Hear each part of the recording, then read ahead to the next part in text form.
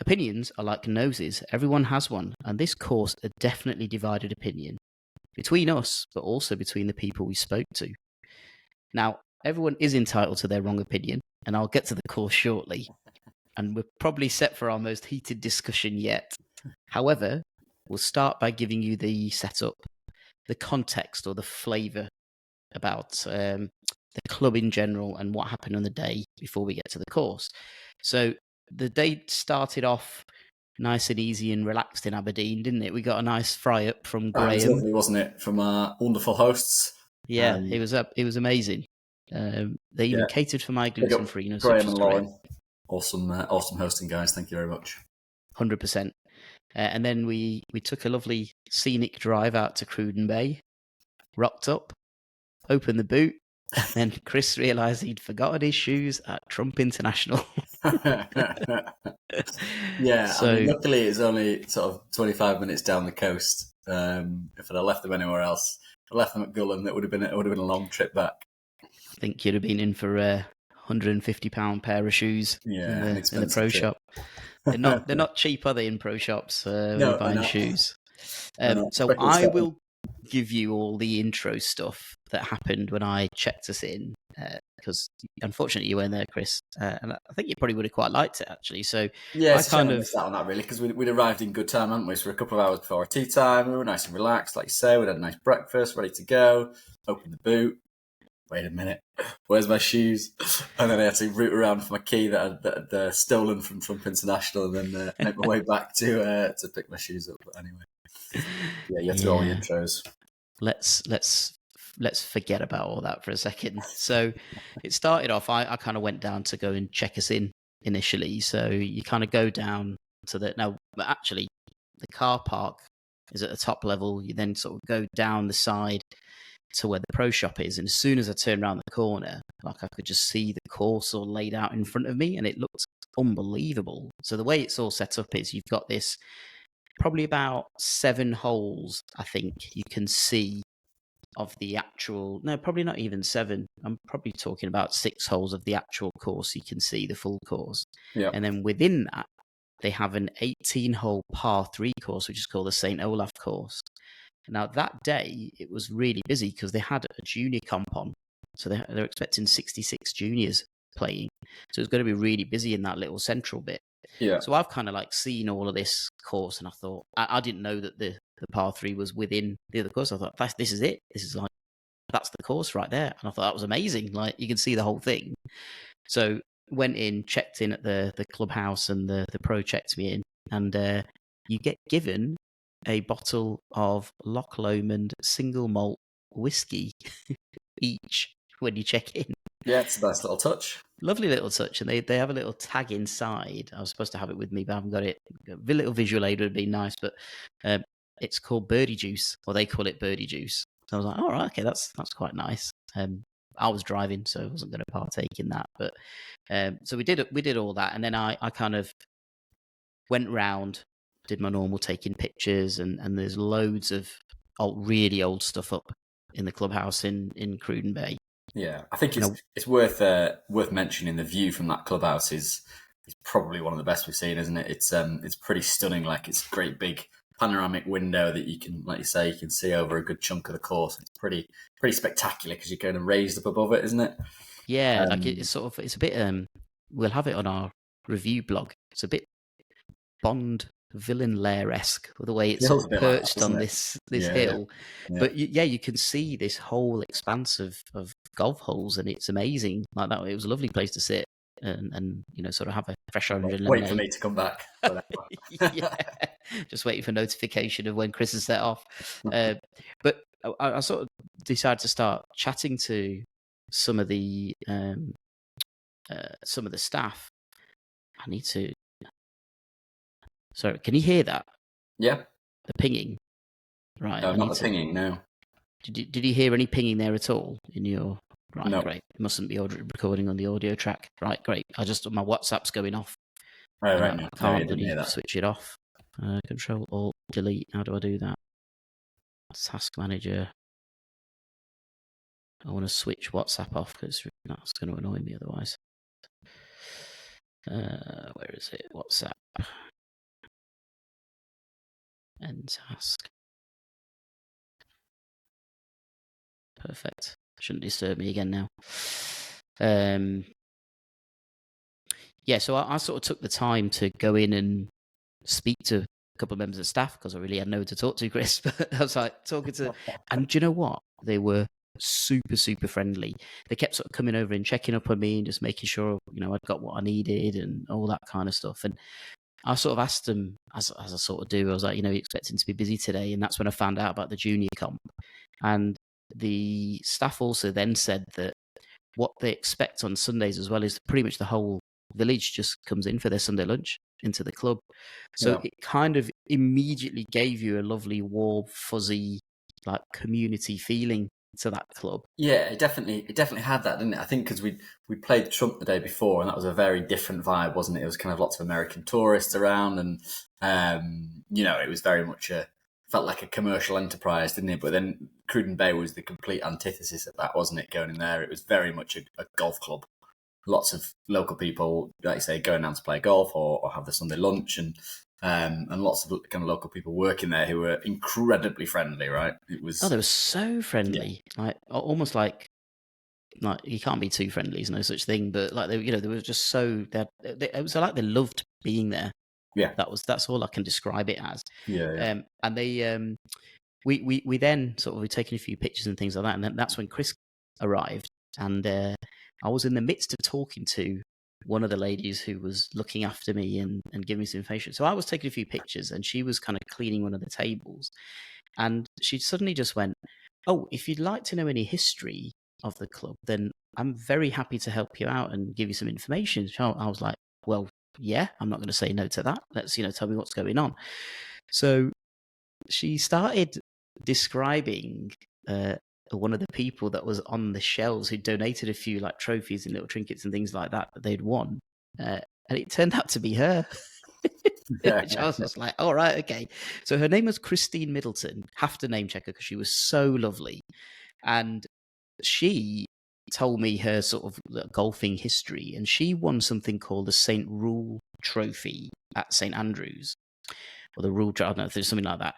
Now that is I think they have something called the Lynx Trophy. Is that right? At St. Andrews, and it's the women's equivalent of that. Yeah. But she beat Annika Sorenstam to win that, which is it's not a bad scalp, is it? Pretty good, isn't it? That so basically, she was a little local celebrity. So if you're in there in the and midst Christine of is around, golfing royalty. I was just like, can I have a picture? And she was like, oh yeah, I suppose so. Like a bit shell shocked, really. But it was just so nice that, and I think that just sort of for me was the prime example of how homely and how much of a community club this really does feel like. And like I say, total opposite to the day before.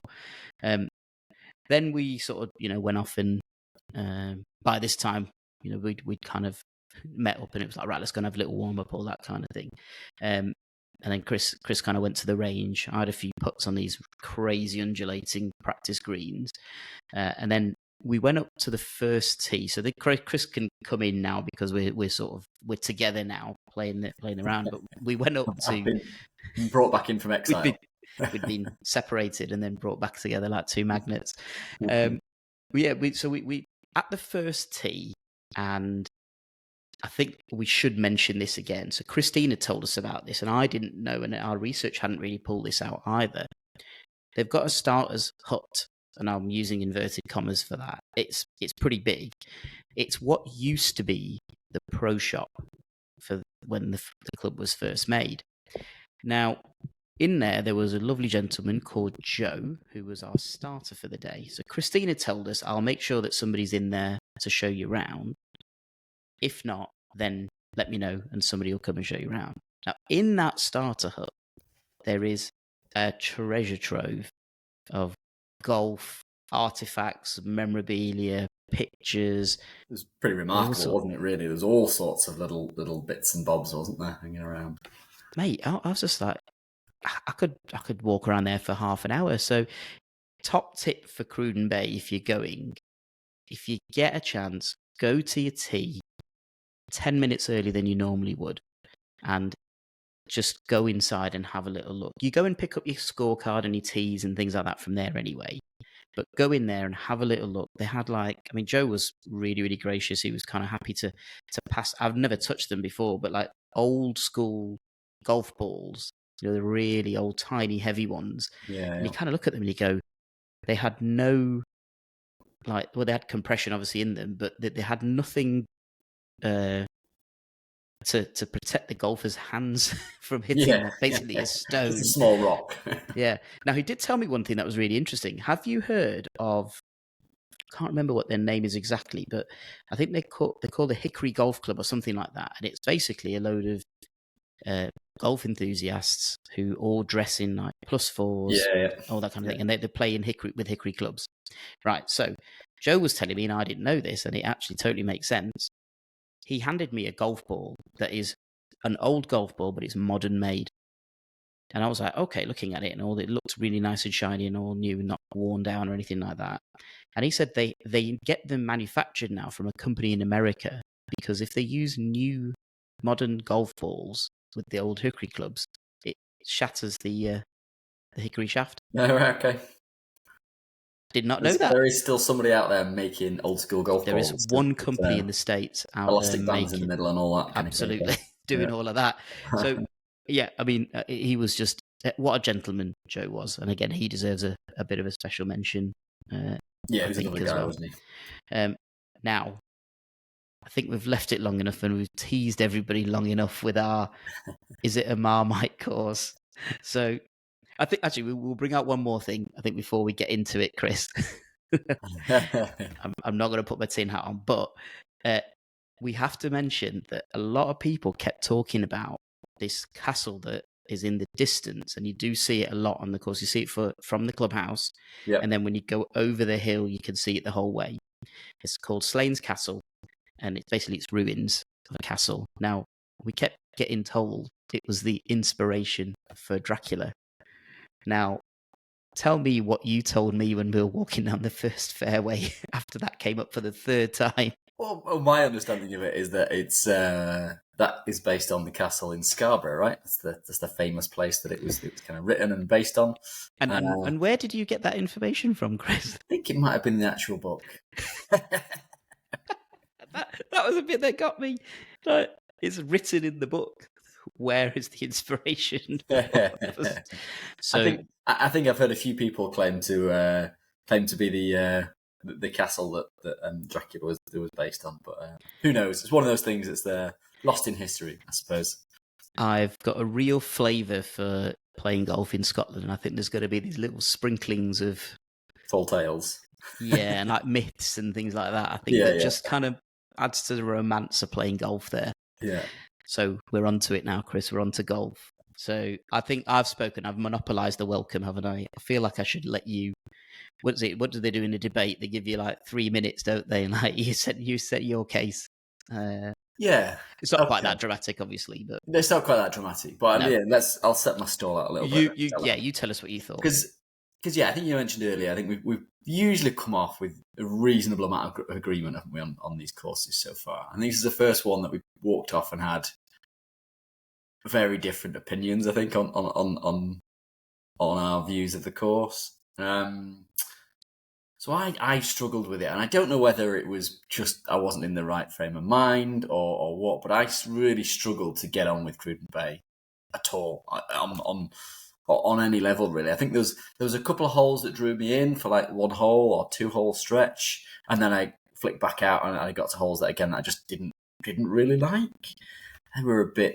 They were quirky in a way, but I don't know whether part of it is that we'd played Trump the day before, and that was so beautifully manicured, so incredibly well thought out. This is obviously very much an older style golf course designed a long, long time ago and hasn't been kind of amended since then. But I really, really struggled with it, and I think part of the reason I struggled with it is because it's so highly ranked and kind of it was about 22, I think, on the list. I think it's 24. I think Trump was 23, so it's one behind I think it's Trump. 22 now, I think, on the official list. So it's gone up on the right. So I was going in there with really high expectations. I think that it was going to, and Trump, like I say, it's pretty much level pegging with Trump. And the day before, I had fallen in love with Trump. I thought it was just incredible. We'll speak about that a bit more in the review. But then I got to Cruden Bay, and I just felt I felt really disappointed by it. I did, and I felt like there's some really good holes in there. So there's probably, I don't know, 3 or 4 holes in there that I really enjoyed. The rest of them I thought were fairly average and could have been on any course, kind of, any links course, not in the top 100. So I really struggled to get on board with it, and like I say, maybe it was because it was the 3rd day we've been playing in a row, and I lost my shoes beforehand, so maybe I just wasn't in the right frame of mind for kind of glossing over some of those things that maybe you would normally gloss over. I also thought the condition of the course, and again, maybe this is because we played Trump the day before, but the condition of the course for me wasn't comparable to the other courses we played so far. And maybe that's just a weather thing or whatever, but it just didn't seem comparable. The greens, the fairways, it just wasn't in the same kind of the same bracket, I don't think, as some of the other courses that we've played so far. Yeah, I mean, I think it's interesting. I sort of flippantly said everyone's entitled to their wrong opinion, but actually, this whole sport, this whole game is a game of opinions, and actually, what we're doing is opinions. It's somebody somewhere or a gathering of people have said there's a top 100, and we've already spoken in the Hindhead review where we've sort of said, how is this course ranked 91st? Yeah. But, a lot of people have gone and that's what they've ranked it. Yeah, and equally, it's this one. I would agree with this one again. I'm very surprised that it's ranked that highly. Yeah, for me personally, and I can see like it's incredibly beautiful in parts. Right, when you get up to the top of that 9th and you walk along the crest of that hill, and you've got you get on the tee and you've got the ocean and the beaches in front of you. It's absolutely stunning in parts. I just struggled with the actual the course and the hole itself. I think it didn't quite match up to that beautiful scenery that you had there, and it just didn't do it for me. I think it was probably a victim of the actual rank that it was at. Yeah, I think it's 24 was 65, 70, and I'm probably going in there going, that's an undiscovered gem. Like, it's so much better than that. Yeah. But I think going in there with really high expectations, I think I was just a little bit underwhelmed by it. Early 20s is punchy, isn't it? That's right up there with some of the really big names in golf, right? Yeah. I mean, I suppose we'll try and give it a bit of balance here. And actually, I remember very vividly now in the preview that it came up and you said, look, it's quite a divisive course, this, because there are some people who absolutely love it and some people absolutely hate it. And I think how freaky is it that's exactly how it's gone with just 2 people? And we could have both loved it. And exactly. Yeah. And I think actually that we almost couldn't have planned this any better. That is probably Cruden Bay in a nutshell, isn't it? Yeah, it's a funny one because I think going in there, of the 3 that we were playing, I'd say Cruden was probably the one that was more excited about. I was kind of not wanting to like Trump for obvious reasons. Gullen, I just didn't really know much about and hadn't really kind of any expectations of what it was going to be like. But Cruden was the one that I'd looked at and gone, that's right up my street. It's nice and quirky. It's going to be some fun holes. And I just don't know whether it was just expectation versus reality. Didn't give you what you wanted. It didn't. And I think part of it was that I think the first 2 holes kind of set me off on a road to being a bit grumpy about it. Because I thought the first 2 holes were very bland and could have been anywhere. Yeah. And maybe that was maybe I just struggled to get out of that. I'd already had to go back for my shoes. First 2 holes I didn't enjoy. We were driving home late that night, so we had to kind of press on it and get through the round fairly quickly. So I don't know. There's lots of factors in there that maybe impacted my opinion. But I think it still stands that there's a lot of holes on that course that could have been anywhere that weren't top 100 quality. However, the holes that were brilliant were magnificent, right? They were absolutely gorgeous, breathtaking holes, and for completely unique holes that we wouldn't play anywhere else.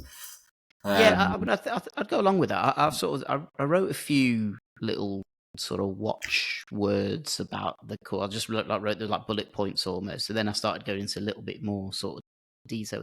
I mean, it was a gentle start, certainly. You're the first 2 holes, you basically go up alongside houses, like the road, and we haven't really seen that too much. There's a lot of elevation change actually there, but kind of they're just straight. They're just straight, holes, which is my nemesis. But anyway, we won't get to that. But I think I'd very much agree with that, Chris. I think it's very gentle start, sort of eases you in a little bit. But I thought when we hit that third hole, which is it's a drivable par 4, but it's sort of a blind tee shot. And then when you go over the crest of the hill, I mean, I'd sort of just knobbed mine, and it just kind of kept rolling and ended up being a perfect place to put it. But you sort of get over the hill, and then suddenly the village emerges, and then there's like this low down, almost bowl green. Yeah. That, for me, like on a personal level, set me off on the round as exactly what I was expecting from the course. Yeah. Because I was like, okay, there's surprises every corner. Now, I will add, some of the surprises are good, some of them are bad. But little things like, I've never, ever encountered a blind par 3. I've never encountered that anywhere in golf, where you just cannot see the green. There's a stick somewhere, and you just got to go for that. Now, that's the bit that's the kind of the weird contrast, I suppose, of this course, right? Because you either love that or you hate that. And I think you're not going to go in between. I don't think you could hate it and you could play a good tee shot, and I still don't think you're going to come off and go, that was great. Now I quite enjoyed that. I quite enjoyed the blind par 3. But then I wonder why, Chris. I wonder why. Because I had a really good shot in there. But yeah, there was then the par 3, which was the 8th or the 9th, which I just thought was very much a nothing hole. It just it just felt like it was just a flat par 3 in a vast expanse of land. And I think, like I said, it that was over the hill, wasn't it? A couple of holes where it would get me excited, and then all of a sudden it would just be back to something that I wasn't that bothered by. So I think it just failed to just kind of get its hooks into me properly. Like I think it almost, if it had played another 10 holes of it, I might have kind of got into the swing of it, but the flow of it just didn't kind of work for me, I don't think. Yeah, I think a couple of other little things that I've kind of written. I thought it was quite rugged. Like it's and I don't mean this as a criticism, this phrase, but it's like rough around the edges, that course. And by that I mean it's not overly manicured. It's almost at one with its surroundings. You're not going there and seeing these beautiful walkways or anything like that. You're seeing, probably as that land has been for 200 years, whatever, you're just seeing it as it is. It's quite traditional in that sort of sense. Yeah. You've also got the little touches that are kind of from a bygone era now. We again, we use the word loads on the weekend, but the juxtaposition of previous day, you're getting course map, you're getting pin positions, everything's like slick as you like. Yeah. And this was, and I love this, by the way, was like a bit of wood, chunky bit of wood. It says T, par 14 pin, not par 14, hole 14 pin. There's a green circle with a grid of holes on it, and there's a T-peg stuck in where the pin position is for that day. Yeah. I mean, that's a throwback, isn't it? And you're kind of living in. Noticed that on like the 15th hole or something. Yeah, I didn't pick up on that. I just thought, that's the shape of the green, but actually they were all the same. It was a bit weird, but I mean, absolutely, that was amazing for me, and that was that kind of almost. I think I'd got into because I'd read up a lot about this. This course is on the Old Tom Morris Trail, so it's designed by Old Tom Morris, who designed St Andrews, and I'd kind of got into that frame of mind, I think, quite a lot. So perhaps it's an important thing for people going to play to get in that clubhouse and spend a bit of time there and just kind of absorb it a little bit. Because also, one thing I have very much taken on board from our trip in Scotland, because you get to speak to people there, is that they all ask, have you played St Andrews? Are you going to play St Andrews? And then everybody says exactly the same thing. They're like, not the best course. Yeah. So it's the fame of the course, it's the renown of the course that kind of gets its teeth into you. Yep. Cruden Bay obviously doesn't have that kind of reputation, but it's got the same course designer. Yep. Now, that might sort of go to explain that difference in opinion. Yeah, maybe. I mean, I don't know. I'm trying to explain it, I suppose, a little bit. No, me personally, I like this golf course a lot. I scored well, which does help. Yeah. But I liked it a lot because everything was interesting for me. Even those first couple of holes, they weren't flat. Like there was a lot of undulation on the first fairway. There's a lot of hills coming in from left, right, and centre. So your ball can kick quite a lot. The green was suddenly on the second was elevated. I found there's a couple of drivable par fours that we had. So even on a seemingly straightforward hole, you're just like, actually, we are all sort of, compared to the older days, we are all bigger hitters now. That I've got a chance of a birdie here. So I found it quite nice, and it was in amongst the dunes. It was a really moody, misty Scottish day as well, wasn't it? Yeah, it was. It was a funny day, wasn't it? Mizzle, Yeah. I think, is the term, isn't it? It was. What's it called? Mizzle. Mizzle, yeah. Oh, is that right? Mist and drizzle, so, yeah. right? Okay. I mean, for me, that kind of moody mist hanging in, it was like just a hovering above the dunes. It worked for me. It was like I think it just made me a moody, misty kind of character for the day. That's it. It can go either way, can't it? Yeah.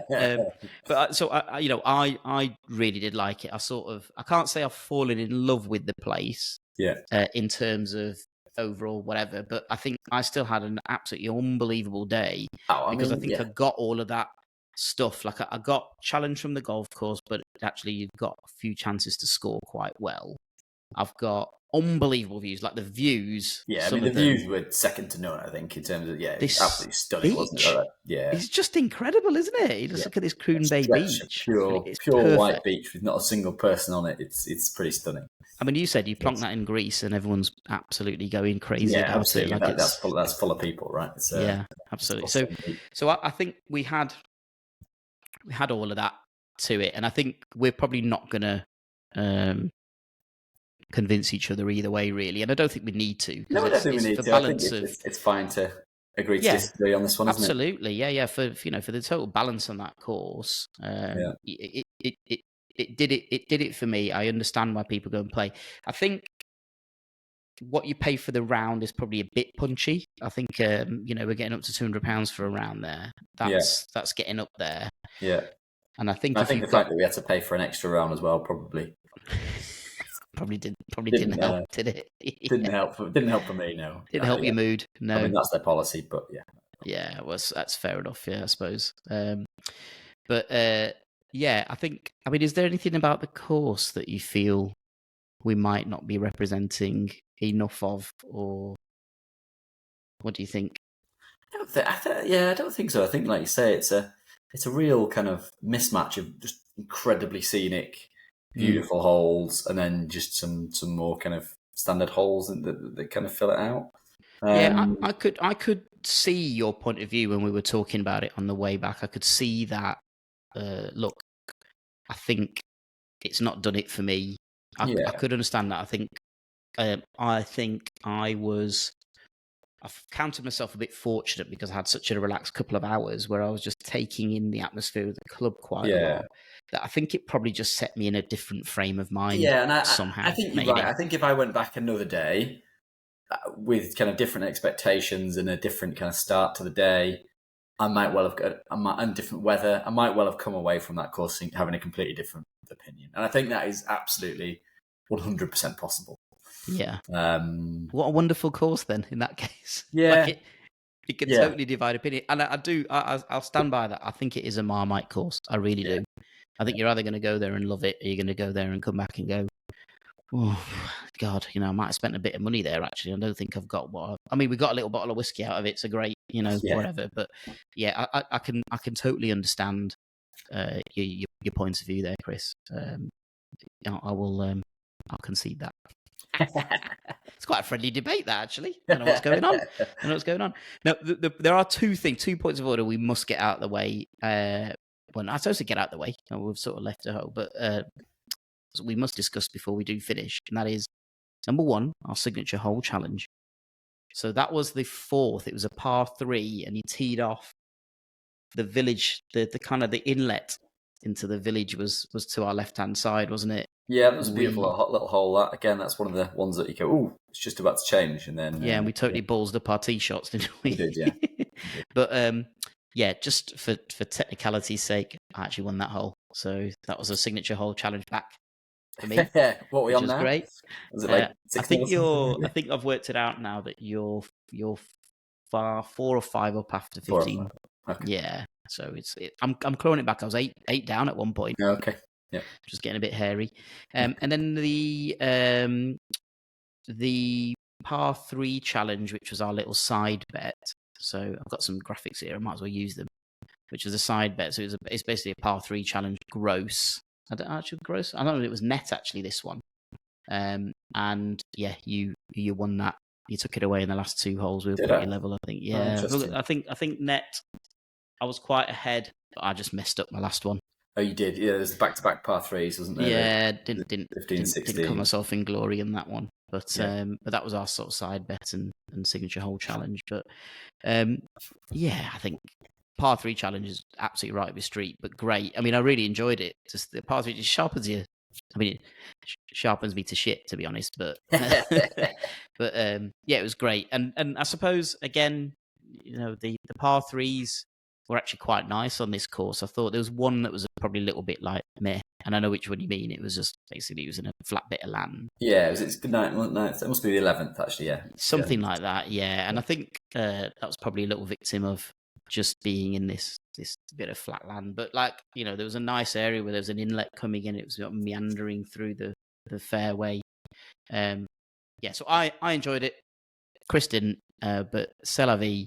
But I think we both can agree that if somebody would have said to you that Hindhead was 24, Cruden Bay was 91, you'd probably go, yeah, I that's think so, about yeah. right. I'd quite happily I switch think we'd them go around, with I that. think, So that's an that I think probably tells you where the course is at, even with all the romance and stuff around it. That we wouldn't be surprised at all if it was in the bottom reaches of the top 100 instead of being right near the top, really, amongst some pretty big hitters. So Yeah.